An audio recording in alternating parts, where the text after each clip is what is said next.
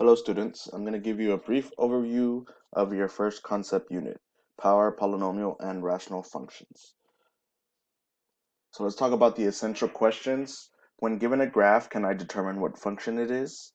Are there any domain or range restrictions? What are asymptotes? How do they affect the graph of a rational function? What characteristics of the data make it a powerful function versus an exponential function?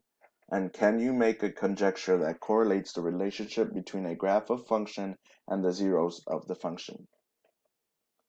Okay, so a description about this concept unit is that in this unit, you will build your understandings of multiple representations of functions and algebraically construct new functions.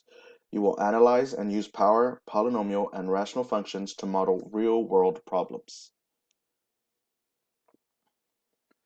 The enduring understanding is going to be that you can explore, describe, and analyze the attributes of functions.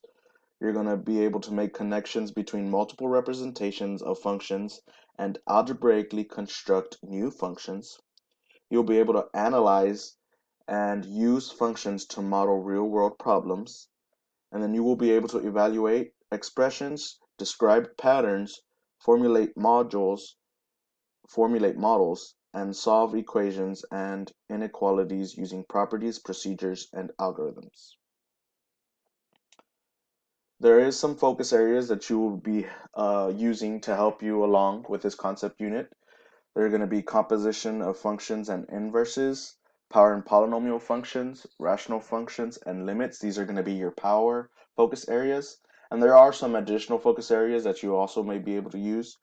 That's just going to be radical functions, zeros of polynomials, conics, and nonlinear inequalities. Okay, so the objective for our very first day, which today, you are going to find inverse functions algebraically and graphically, and you're going to determine if an inverse function exists. Okay, if you have any questions, please feel free to ask. Make sure you watch all of the videos if there are any, and go ahead and let's get started.